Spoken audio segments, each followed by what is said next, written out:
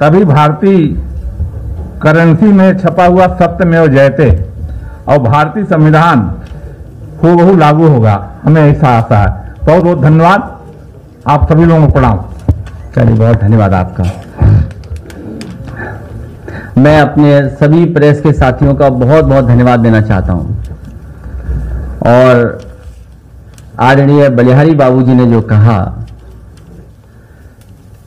कि जो बजट परोसा गया है उसमें हाथ काट लिए गए हैं, और आज जब मैं सरकार के मुख्यमंत्री जी का भाषण सुन रहा था, जो जवाब दे रहे थे सदन में, ऐसा लग रहा था कि पिछले 4 साल से जितनी भी मर्यादाएं हैं, संविधान, परंपराएं हैं, जितनी भी, उसके दायरे में रहते सरकार काम करती रही है।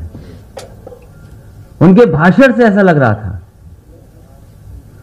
मैं बात कहीं और से शुरू करना चाहता था, लेकिन मैं ये कहना चाहता हूं कि इंस्टीट्यूशंस का जितना नुकसान भारतीय जनता पार्टी ने किया है, इतना भारत के लोकतंत्र में कभी भी लोकतंत्र व्यवस्था का नुकसान नहीं हुआ। और आपने देखा है कि भारतीय जनता पार्टी की उत्तर प्रदेश की सरकार दिल्ली की सरकार की नकल करती है। अगर दिल्ली की सरकार ने राज्यसभा में 3 कानून, जिनके बारे में समाजवादी पार्टी ने कहा था कि डेथ वारंट हैं, अपना बहुमत नहीं था उनका, और बहुमत को ताक पर रख करके पूरे देश और दुनिया ने देखा था कि किस तरीके से राज्यसभा में भारतीय जनता पार्टी ने उन कानूनों को पास करा लिया। और वही सीख करके भारतीय जनता पार्टी पूरे प्रदेश की जनता का अपमान कर रही है। जो बड़ा हाउस है, अपर हाउस है, पिछली बार भी जब सत्र बैठा था, किसी की परवाह नहीं की सरकार ने, बहुमत की परवाह नहीं की, और सदन में मनमानी कर करके बहुमत के खिलाफ सभी के सभी बिल पास करा लिए थे। एमएलसी चिल्लाते रहे, सदन के सदस्य केवल समाजवादी पार्टी के नहीं, जितने भी माननीय सदस्य थे, सब अपनी बात रखना चाहते थे, कहना चाहते थे, लेकिन कोई परवाह सरकार ने नहीं की। उस समय के सभापति ने पूरा का पूरा सदन में जो मनचाहा करना चाहते थे, बहुमत को दबा करके उन्होंने पास कराए बिल। और कल ही रात को सभी एमएलसी धरने पर थे। जो नए, जिन्हें मौका मिला है काम करने का और जिन्हें परंपरा निभाने का मौका मिला है, संविधान की मर्यादाओं को बचाने के लिए कुर्सी पे बैठे हैं, किसी की परवाह नहीं की और सभी बिल पास कर दिए। सदन में बैठे रहे एमएलसी, बहुमत विपक्ष का है। यह सरकार बहुमत को दबाना चाहती है, और दबाना नहीं चाहती, उत्तर प्रदेश की जनता का अपमान कर रही है। उत्तर प्रदेश की जनता जो देख रही है कि लोकतंत्र व्यवस्था में हमें अधिकार जिन्हें दिए गए हैं, हमारे, जो हमारी बात रख सकते हैं सदन में, उनका बिना सुने पूरे के पूरे बिल पास करा दिए। ये बात कर रहे हैं परंपराओं की। और पता नहीं, पूरे के पूरे भाषण में जैसे दिल्ली भूल गई $5 ट्रिलियन इकोनॉमी की बात, बढ़ चढ़ करके कहा कि दिल्ली सरकार ऐसा काम करेगी, ऐसे फैसले लेगी जिससे कि देश की $5 ट्रिलियन इकोनॉमी हो जाएगी। और वहीं उनको नकल करते हुए उत्तर प्रदेश की सरकार ने भी, भारतीय जनता पार्टी ने कहा कि उत्तर प्रदेश में आने वाले समय में हम $1 ट्रिलियन की इकोनॉमी कर देंगे। राज्यपाल महोदय जी का उनका अभिभाषण पे, धन्यवाद प्रस्ताव पे, किसी ने $1 ट्रिलियन की बात की हो तो बता दें हमें। उसी तरह दिल्ली ने अगर $5 ट्रिलियन की इकोनॉमी की बात की हो तो बता दें। भारतीय जनता पार्टी कहती है कि हम सस्टेनेबल गोल्स को अचीव करना चाहते हैं, उसके लिए कई घंटों रात भर जग करके भाषण दिए गए, सुना गया। आज जमीन पर देखिए उन गोल्स का क्या हुआ है। शिक्षा के क्षेत्र में देखिए क्या हो रहा है, हेल्थ के सेक्टर में क्या हो रहा है, इंफ्रास्ट्रक्चर की बड़ी बड़ी बातें कर रहे हैं, आखिरकार कौन सा नया इंफ्रास्ट्रक्चर क्रिएट कर दिया? हमें सरकार बताए कि कौन सी एसेट क्रिएट कर दी है। अगर दिल्ली की सरकार कुछ बड़ी चीजें बेच रही है, अगर बड़ी चीजें दिल्ली की सरकार बेच रही है, तो उत्तर प्रदेश की भी सरकार छोटी छोटी चीजें बेच दे रही है। और ये पहली सरकार ऐसी है जिसका कोई विजन नहीं है, दूसरों की योजनाओं को अपना करके उन पर ठप्पा लगाना। अगर पिछले 4 साल में 5 बजट में कोई बहुत बड़ा विजन दिखाई देता हो तो बताएं। जो पार्टी अपने संकल्प पत्र को भूल जाए, जनता से किए हुए वादों को भूल जाए। याद कीजिए कितनी बार कहा कि हम संकल्प पत्र ला रहे हैं, जनता के हित में ला रहे हैं। जो सरकार अपने संकल्प पत्र को भूल जाए, उस सरकार से क्या उम्मीद करेंगे आप? और फिर यह पहली सरकार है जो शिलान्यास का शिलान्यास करती है, उद्घाटन का उद्घाटन करती है, एमओयू का एमओयू करती है। और जितने भी इन्वेस्टमेंट मीट्स हुए हैं, कम से कम अब सरकार को बता देना चाहिए कि इन्वेस्टमेंट मीट के सहारे इतना इन्वेस्टमेंट उत्तर प्रदेश में आया है। मुझे पता नहीं क्यों सरकार के मुख्यमंत्री जी इन्वेस्टमेंट ही भूल जाते हैं, पता नहीं क्या वजह है। जिस प्लेटफॉर्म पर जनता को बताना चाहिए कि भारतीय जनता पार्टी की सरकार है, उसने ये इन्वेस्टमेंट लाने का उत्तर प्रदेश में काम किया है। जिस प्लेटफॉर्म पे सबसे ज्यादा बताना चाहिए कि उत्तर प्रदेश में इस सेक्टर में इन्वेस्टमेंट आया है, इस सेक्टर में हम इतना आगे बढ़ गए हैं, वहां पर देखो भाषा क्या है। आज भी नई भाषा, नया शब्द इस्तेमाल हुआ है आज सदन में। अब उन बातों में मैं दोबारा नहीं जाना चाहता हूं।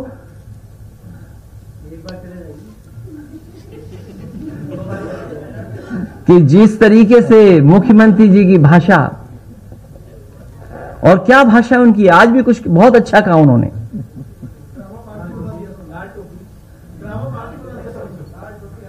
उन्होंने बहुत अच्छा कहा। पहले तो वो बात सुन लीजिए जो कहा है उन्होंने। सुना है कुछ बहुत अच्छा कहा उन्होंने सदन में। अगर आपको याद हो तो आप बता दीजिए। आपको याद है, मैं भी याद करने की कोशिश कर रहा हूं।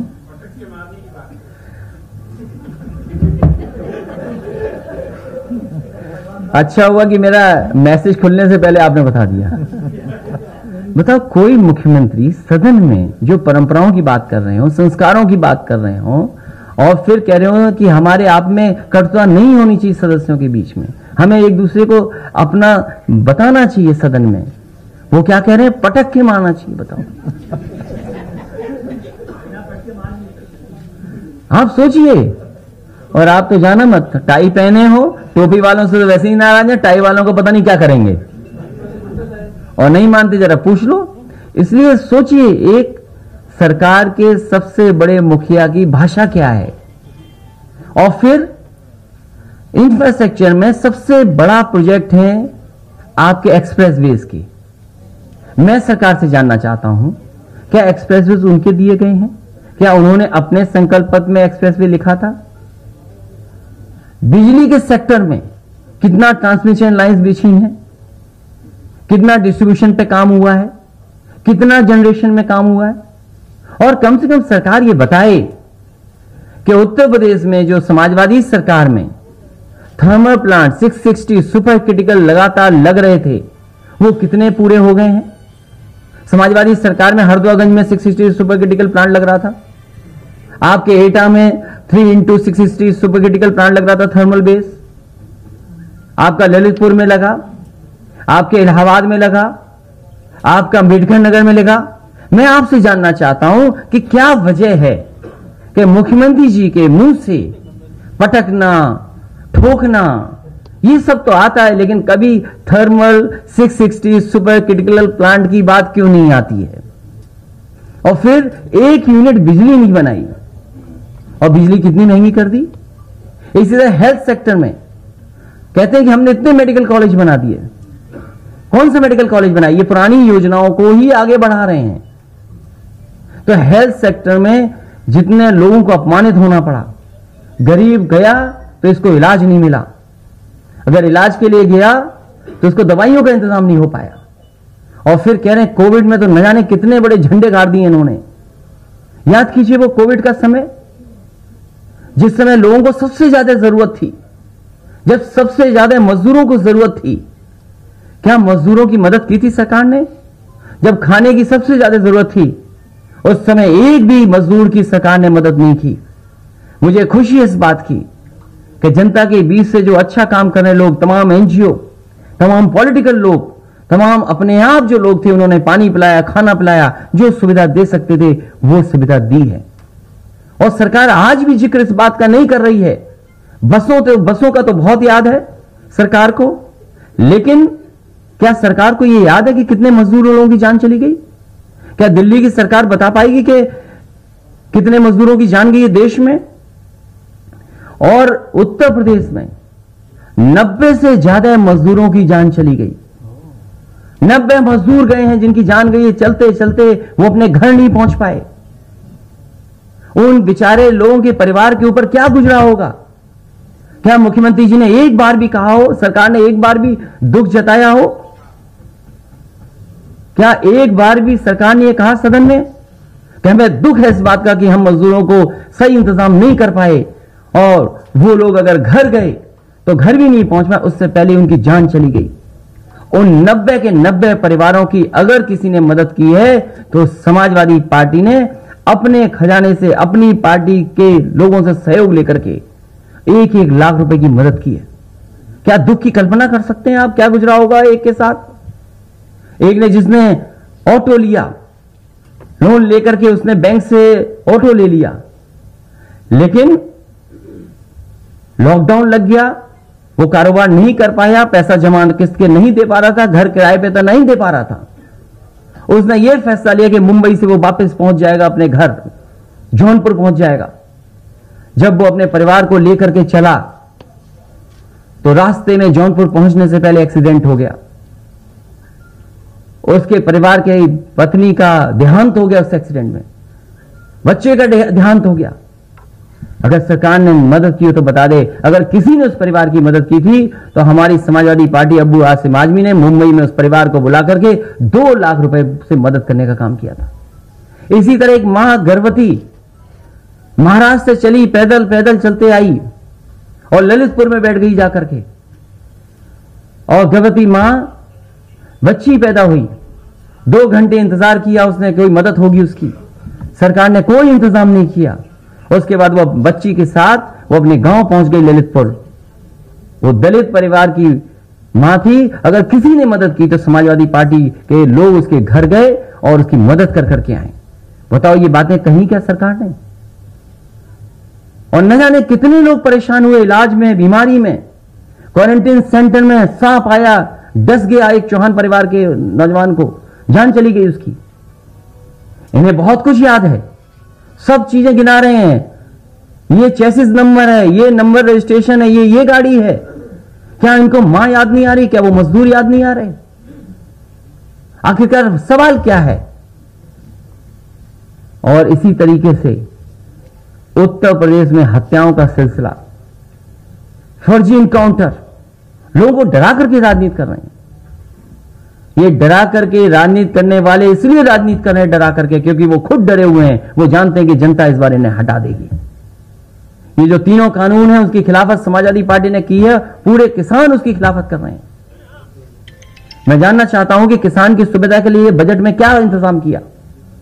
कहते हैं कि 1 लाख करोड़, दिल्ली वाले कहते हैं कि 1 लाख करोड़ हमने दिया है मंडियों के इंफ्रास्ट्रक्चर को बेहतर करने के लिए। मैं उत्तर प्रदेश की सरकार से जानना चाहता हूं कि जो उत्तर प्रदेश में मंडियां बनी हैं उस इंफ्रास्ट्रक्चर को बेटर करने के लिए क्या इंतजाम किया आपने? मंडियों को कितना बेहतर किया है? मंडी कैसे बेहतर होंगी? और मैं जानना चाहता हूं कि किसान को आखिरकार एमएसपी कहां मिलेगी? वो स्थान बताएं जहां पर एमएसपी मिलेगी। मैंने तो सदन में कहा था कि देश के सबसे ऊंची कुर्सी पर बैठने वाले लोगों के क्षेत्रों में एमएसपी नहीं मिला है। और जो इतने लंबी लंबी बातें कर रहे हैं मुख्यमंत्री जी, पता कर करके आए, गोरखपुर, महाराजगंज, कुशीनगर, देवरिया और आसपास के किसी जिले में किसी भी किसान को एमएसपी धान की नहीं मिली है। गन्ने का आज भी बकाया है पूरे उत्तर प्रदेश में। किसानों का गन्ने का बकाया है आज। उनके पड़ोसी जिलों में 100-100 करोड़ बकाया है गन्ने का। उत्तर प्रदेश में जितने किसान हैं गन्ने पैदा करने वाले, गन्ना अभी भी उनका बकाया है। बताओ क्या इंतजाम किया उनको पैसा देने के लिए किसान का? कोई इंतजाम नहीं। इसलिए जो बजट बना है, कम से कम बजट में ये तो बता देते कि स्मार्ट सिटी कौन सा बनाया है, कहां बना है स्मार्ट सिटी।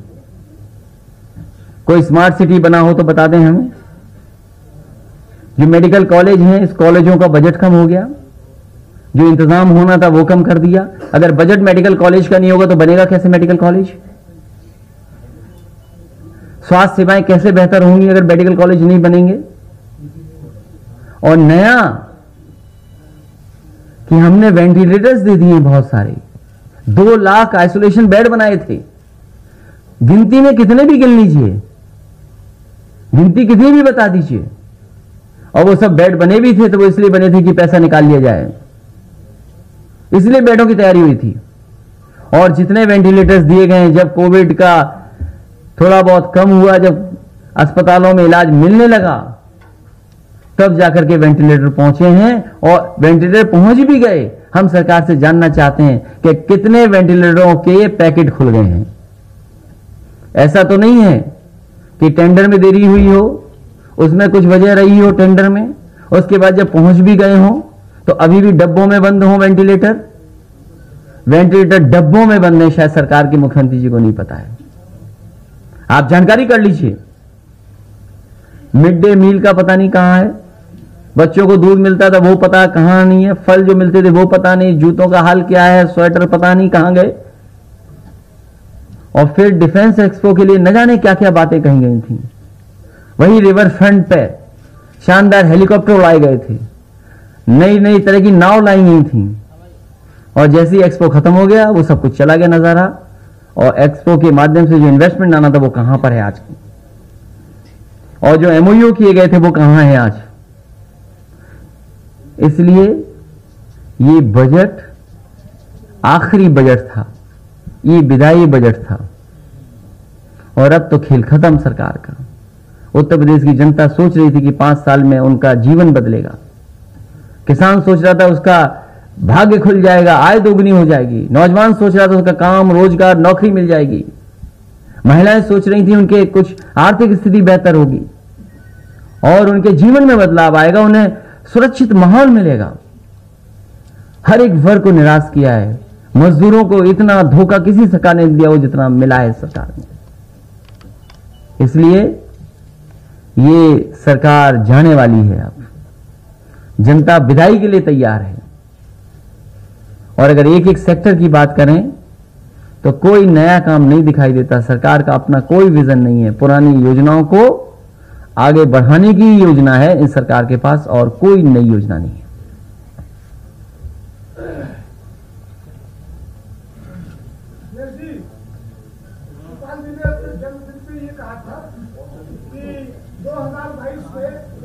पार्टी आपसे गठबंधन तो करेगी, दूसरी तरफ ओवैसी से मुलाकात होती है और राजभर से होती है। ये बजट का हिस्सा नहीं है, इसलिए इसको नहीं, ये बजट का हिस्सा नहीं है। बात बजट की है। पहले बजट पे अगर आप पूछ लें कि आपके हाथ में मोबाइल है, इस उत्तर प्रदेश के नौजवानों के हाथ में लैपटॉप मिलना था कि नहीं मिला? सवाल तो ये है कि उत्तर प्रदेश के भारतीय जनता पार्टी के लोगों ने अपने संकल्प पत्र में लिखा था कि लैपटॉप देंगे, डेटा देंगे। आखिरकार लैपटॉप और डेटा कहां है? उन्होंने कहा था हम किसानों के लिए एक राशि तय करेंगे और उनके लिए फिक्स्ड अमाउंट तैयार रखेंगे। एक किसान निधि बनाई जाएगी न जाने कितने हजार करोड़ की। वो आखिरकार निधि कहां है? और मंडियों को बेहतर करने के लिए क्या कोई इंतजाम किया सरकार ने कि नहीं किया? कोई दिन नहीं बचता है जिस दिन उत्तर प्रदेश में कोई न कोई किसान आर्थिक तंगी के कारण आत्महत्या जान न दे रहा हो। महोबा, झांसी, बांदा, ललितपुर और कई हिस्सों में ऐसी खबरें उत्तर प्रदेश में लगातार आ रही हैं। ये आखिरकार सरकार बताए कि किसानों की आर्थिक स्थिति को बेहतर करने के लिए उन्होंने पिछले 5 बजटों में क्या इंतजाम किया था।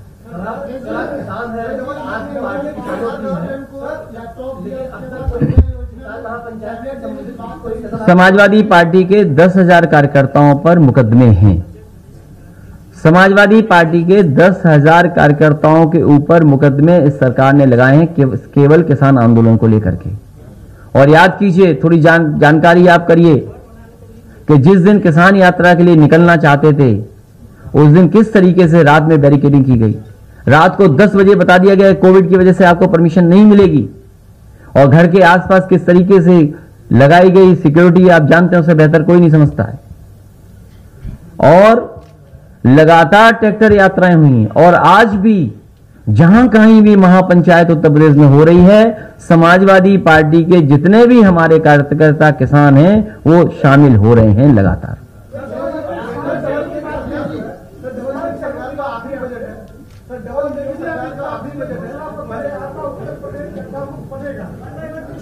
लखनऊ आज लखनऊ से बड़ी है, जो बजट आया है उस बजट में ऐसा नहीं किया गया, तो आपका विरोध सदन में इस पर क्यों नहीं हुआ? गड्ढा मुक्त प्रदेश। समाजवादी पार्टी के सभी सदस्यों का विरोध हुआ है सदन में, और लगातार इस बात को कहा गया है कि बजट तो दिखाते हैं लेकिन बजट आखिरकार कहां जाता है, आखिरकार बजट जा कहां रहा है। अगर बजट बढ़ता चला जा रहा है उत्तर प्रदेश का, तो आखिरकार बजट जा कहां रहा है।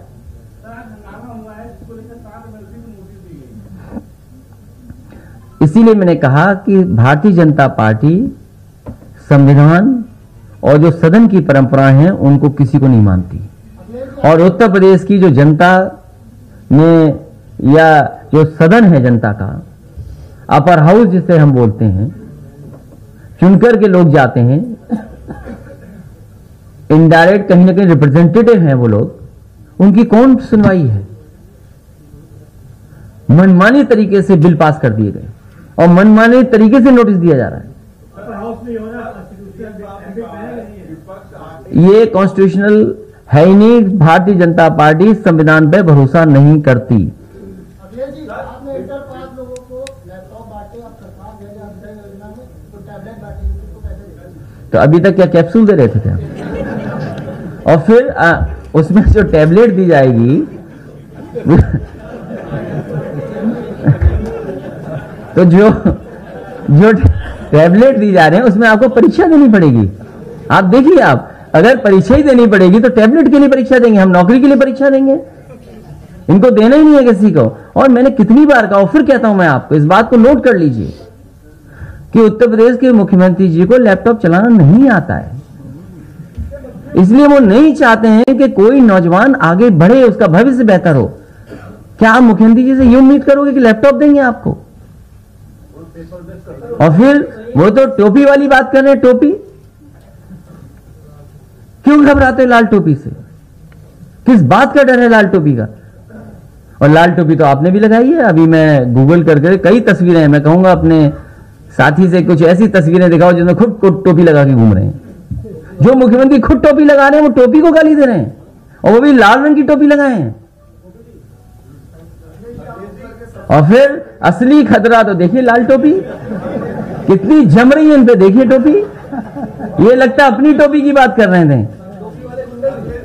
टोपी वाले ही हैं, ये वही हैं जिनके बारे में खुद बोल रहे थे। वो जितने शब्द कहे गए ये अपने लिए कह रहे थे, वो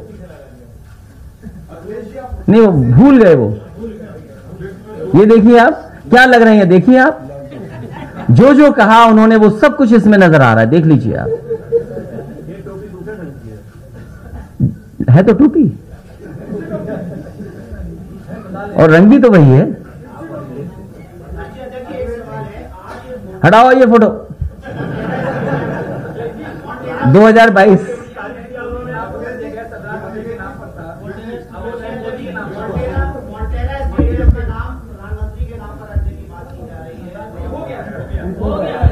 देखिए, उतनी दूर मत जाइए, आप अपने स्टेडियम की चिंता करिए।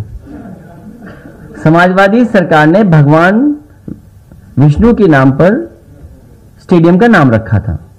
हमें कोई आपत्ति नहीं है कि आप अपने नेता के नाम पर रखें, लेकिन भगवान से आगे नाम नहीं हो सकता। भगवान से आगे किसी का नेता का नाम नहीं हो सकता। ये भारतीय जनता पार्टी बताए कि आखिरकार ऐसी गलती क्यों कर रही है भारतीय जनता पार्टी। और हम तो कहते हैं हट जाओ सरकार से, 9 महीने में नया स्टेडियम बन जाएगा। ये कम से कम बनाना चाहे तो 9 महीने में बन जाएगा, और अब इतना ही समय इनके पास। ये तो दूसरों का काम अपना काम बताने में लगे हुए हैं। क्या आप नहीं देखते कि जहां तक लखनऊ में मेट्रो जाती थी समाजवादी सरकार में, वहीं से वापस आ जाती है, आगे नहीं बढ़ा पाए। और अपने जिले में गोरखपुर में क्या मेट्रो बना लेंगे? क्या मामूली से पैसे से मेट्रो बन जाएगी?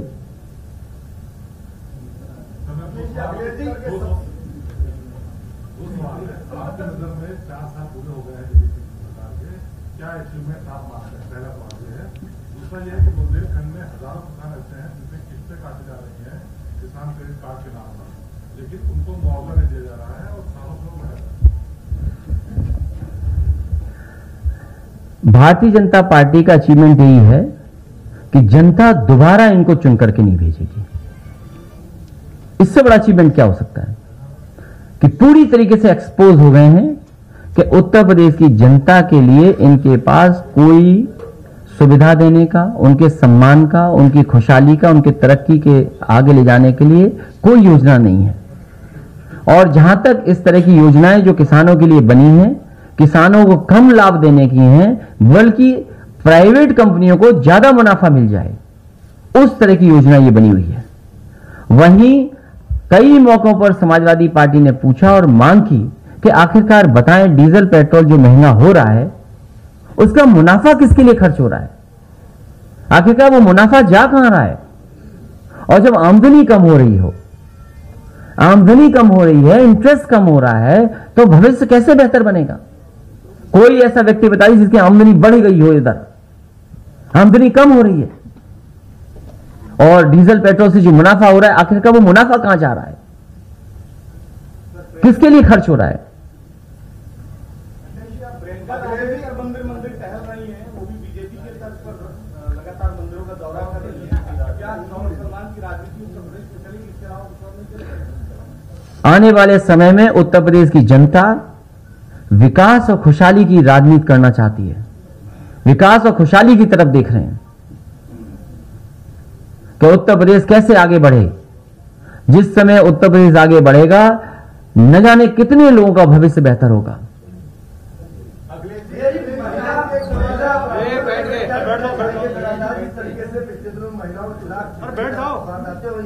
और गोंडा जिले में करीब एक छात्रा के साथ सामूहिक दुष्कर्म की वारदात हुई, क्या करेंगे?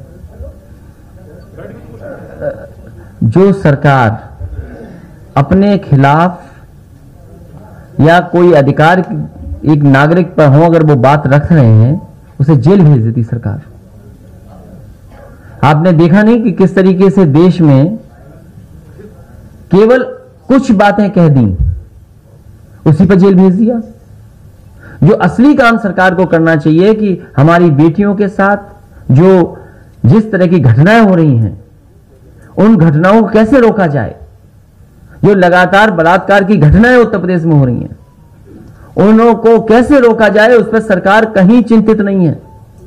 जो व्यवस्था पहले से बनी थी, उस व्यवस्था को भी पूरे तरीके से खत्म कर दिया है। अखिलेश जी, एक सवाल है कि माफियाओं को लेकर सीएम ने अभी सदन में बोला है कि आखिर विपक्ष को जो है इतनी दरियादिली क्यों दिखा रहा है माफियाओं के प्रति, चाहे कांग्रेस को, उससे पहले समाजवादी पार्टी को लेकर।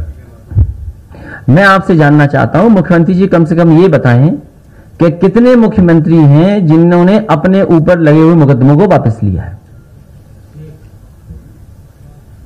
क्या मुख्यमंत्री जी सदन में बताएंगे कि उन पे क्या क्या मुकदमे लगे थे और क्या क्या उन्होंने वापस लिए हैं?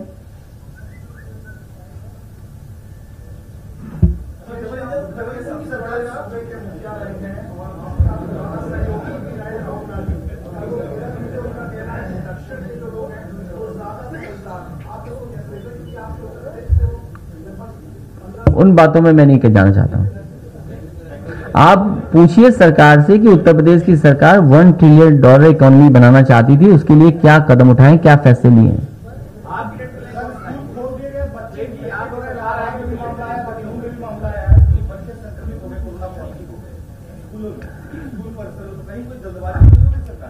देखिए, जो सूचनाएं आ रही हैं, कोविड और ये गंभीर बीमारी अभी गई नहीं है।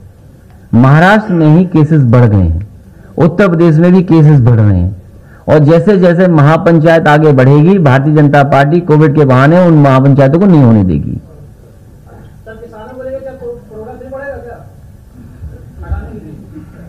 अब उस पर हमें जानकारी नहीं है।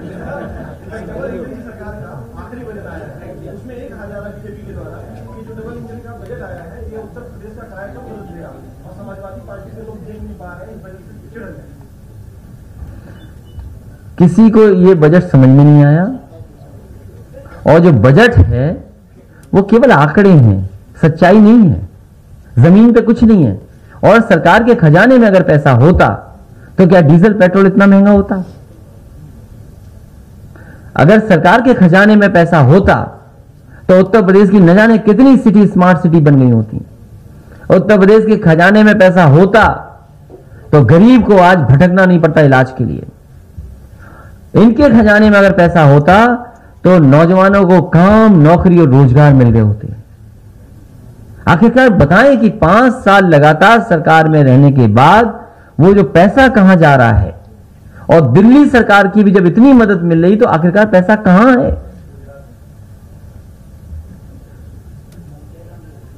पिछले 2 दिनों से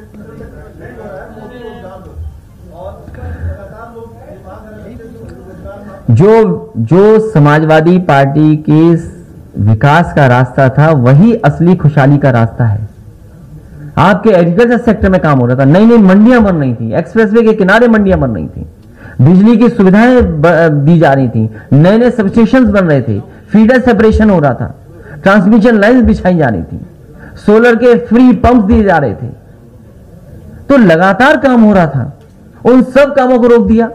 मैं तो ये कहूंगा कि जितना डेयरी में काम हुआ था समाजवादी सरकार में, चाहे वो पराग में, चाहे अमूल में, वो सब रोक दिया। और हमारे साथी ने ठीक ही कहा कि अमूल जो लखनऊ में प्लांट लगा है उसमें उत्तर प्रदेश का दूध नहीं लिया जा रहा है, गुजरात से दूध लाया जा रहा है।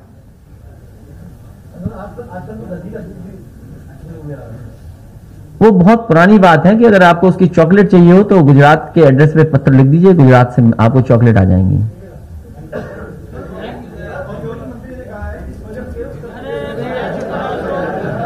क्या हो जाएगा? ये जो बड़े बड़े हवाई जहाज उड़ाने की बात कर रहे हैं, एयरपोर्ट बनाए हैं। मेरठ के एयरपोर्ट का क्या हुआ? मुरादाबाद के एयरपोर्ट का क्या हुआ? रसूलाबाद के एयरपोर्ट का क्या हुआ? आपके बांदा के एयरपोर्ट का क्या हुआ? आजमगढ़ का एयरपोर्ट इसलिए नहीं चलाया जा रहा है कि हम वहां उतर ना जाएं।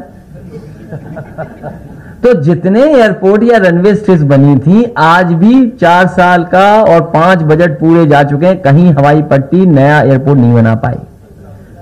और जो कुशीनगर में बना भी है, जिसकी इंटरनेशनल परमिशन दिया भी है, जो अभी परमिशन मिली भी है, वो भी समाजवादी सरकार में बनाया गया हुआ एयरपोर्ट है। मैं ये जानना चाहता हूं इन्होंने कौन सा अपनी सरकार में एयरपोर्ट बना करके तैयार कर दिया है। वहां किसानों को जो मांग है किसानों की, आप सोचिए इतना बड़ा काम हो रहा है, इतना बड़ा एयरपोर्ट बनाना चाहती है सरकार, और आप किसानों की जमीन छीन लोगे। आप समाजवादी पार्टी ने और उन किसानों से कहा है, और किसानों के पक्ष में समाजवादी पार्टी है, किसान चाहते हैं कि उन्हें मुआवजा मिलना चाहिए सही 4 गुना, और रेट बढ़ा करके, सकर रेट बढ़ा करके।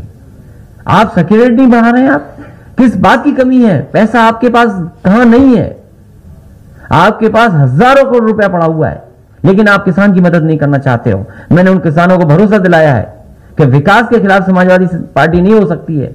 सरकार बनेगी तो उन्हीं किसानों को सकर रेट बढ़ा करके 6 गुना मुआवजा दिया जाएगा, क्योंकि वो सबसे बड़े काम के लिए अपनी जमीन दे रहे हैं। आप किसान की जमीन छीन रहे हो, सस्ते में लेना चाहते हो, और उसके सारे जो बनाना चाहते हो उसके सारे राजनीति करना चाहते हैं आप। तो आप किसान की मदद क्यों नहीं कर रहे हैं? आप किसान वहां के कहीं विकास के खिलाफ नहीं है। और फिर ये एक्सप्रेसवे कब बन जाएगा? समाजवादी पूर्वांचल एक्सप्रेसवे। मैं आपके सामने कहना चाहता हूं, दिल्ली की सरकार इनकी है, यूपी की सरकार इनकी है, जिस गांव तक ये एक्सप्रेसवे छूटा है वहां से आगे जोड़ने के लिए जो एनएचआई की सड़क बनकर के आ रही है, ज्यादा से ज्यादा 10 या 12 या 15 किलोमीटर की सड़क बनानी है। सोचिए 4 साल में अभी तक उस एक्सप्रेसवे को आगे जोड़ने के लिए जमीन नहीं ली गई है। क्या आप इनसे कल्पना करेंगे? आप जानकारी करिए इस बात की। और वो इसलिए समाजवादी पार्टी में वो अलाइनमेंट नहीं जोड़ा था क्योंकि अगर हम उसके करीब ले जाते तो हमें एनएचआई से एनओसी नहीं मिलती, क्योंकि एनएचआई दिल्ली की सरकार, भारतीय जनता पार्टी की सरकार रहती। इसलिए हमें एक्सप्रेसवे बनाना था, इसलिए हमने एनएचआई से परमिशन नहीं ली, एनओसी नहीं लिया। और आज भी सरकार को जानकारी नहीं है क्योंकि मुख्यमंत्री जी को पता ही नहीं है कि उन्होंने अलाइनमेंट ही नहीं बनाया, वो जानते ही नहीं है। अगर वो जानते होते तो शायद ये काम पूरा कर लेते, क्योंकि दोनों सरकारें उनकी हैं, तो वो हाईवे आगे जुड़ जाएगा। आने वाले समय में गाजीपुर हाजीपुर जो बन रहा है एनएचआई का एक्सप्रेस, वो 4 लेन हाईवे, तो उससे जुड़ जाएगा। और कह रहे हैं कि हम चालू कर देंगे, तो जाकर के हाईवे कहां चला जाएगा? और सोचिए कितने सालों से बन रहा है आपका लखनऊ की कौन सी रोड, कितने सालों से बन रही है, बन ही रहा है वो बस।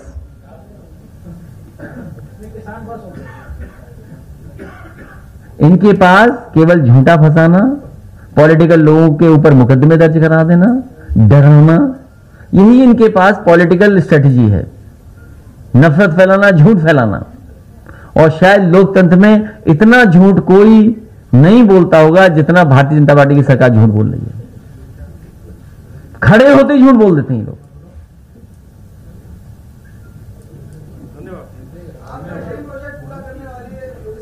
कौन सा ड्रीम प्रोजेक्ट? हमारे तो बहुत सारे ड्रीम प्रोजेक्ट थे, ये कभी पूरा नहीं करेंगे। आप भी सपना देख रहे हो, मैं आपसे यकीन दिला सकता हूं, केवल कह रहे हैं और हो सकता है कोई वजह रही हो उसकी वजह से पूरा कर रहे हो।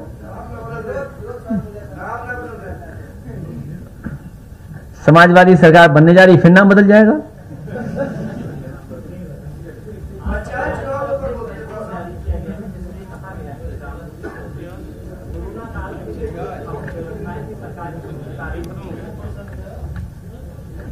आपको कोरोना हो गया अगर, तो व्यवस्था पूरी पता लग जाएगी आपको।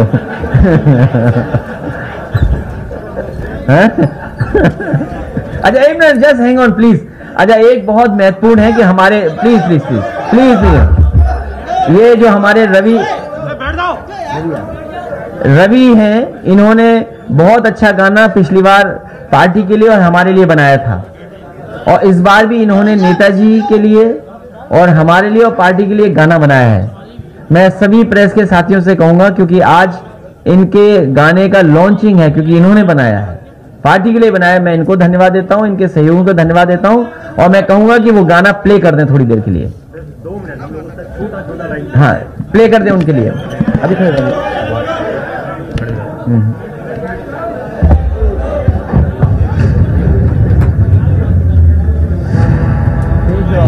आवाज तेज कर दो।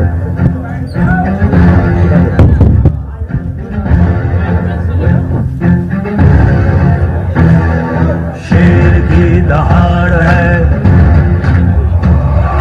हौसला पहाड़ है। शेर की दहाड़ है, हौसला पहाड़ है। सियासत में दाव वो भी पछाड़ है।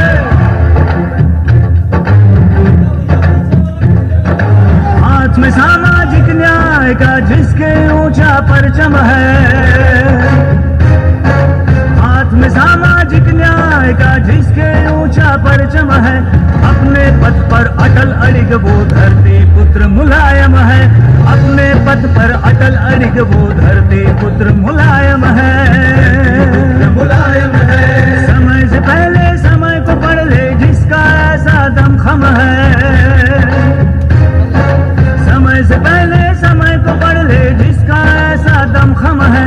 अपने पथ पर अटल अड़िग वो धरती पुत्र मुलायम है। अपने पथ पर अटल अड़िग वो धरती पुत्र मुलायम है।